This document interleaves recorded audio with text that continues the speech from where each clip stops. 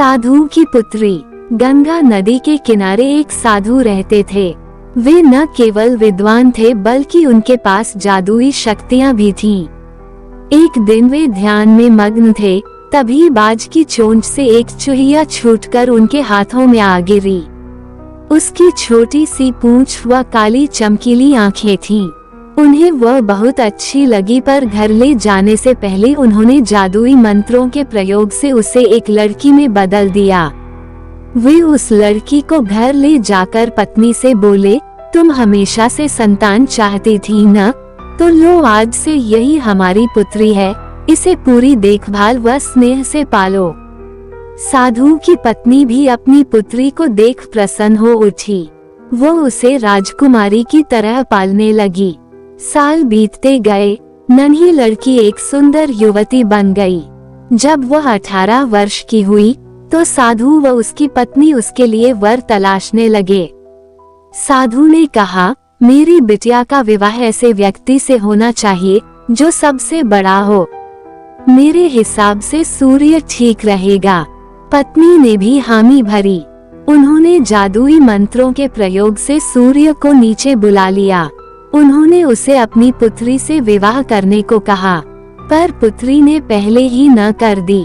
वह बोली, पिताजी, ये तो बहुत गर्म है, मैं उससे विवाह करूंगी जो इससे भी बेहतर हो।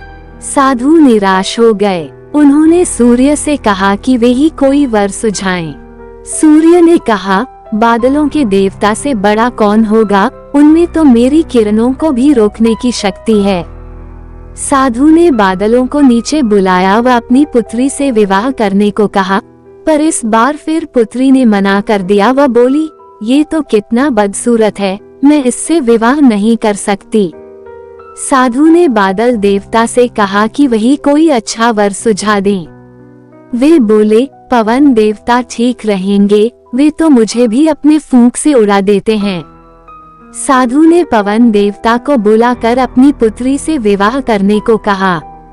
पुत्री ने फिर इनकार कर दिया। वह बोली, मैं इससे शादी नहीं करूंगी, ये तो कहीं टिकते नहीं, हमेशा यहाँ वहाँ भागते रहते हैं। साधु ने पवन देव से पूछा, क्या मेरी पुत्री के लिए ऐसा वर हो सकता है जो आपसे भी बेहतर हो?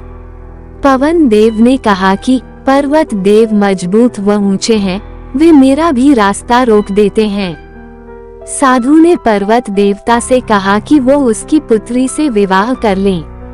पुत्री ने फिर से मना कर दिया। वह बोली, ये तो बहुत लंबे, सख्त व कठोर हैं, मैं इनसे विवाह नहीं कर सकती, इनसे भी कोई बेहतर चाहिए। पर्वत देवता ने चूहे का नाम सुझाया। वे बोले, माना मैं काफी सख्त, मजबूत व ऊंचा हूँ, पर चूहे मुझ में भी आसानी से बिल बना सकते हैं। साधु ने चूहे को बुलाया। उसे देखते ही उसकी पुत्री खुशी से उछल पड़ी। हाँ पिताजी, यही तो है वह, मैं जिससे शादी करना चाहती थी। साधु ने सोचा, इसे ही किस्मत कहते हैं। यह एक चूहिया थी और एक चूहे से विवाह करना ही इसके भाग्य में लिखा है। उन्होंने जादुई मंत्रों के प्रभाव से पुत्री को फिर से चूहिया बना दिया। चूहा व चूहिया विवाह करके खुशी खुशी रहने लगे। शिक्षा कोई भी अपने मूल स्वभाव को नहीं बदल सकता।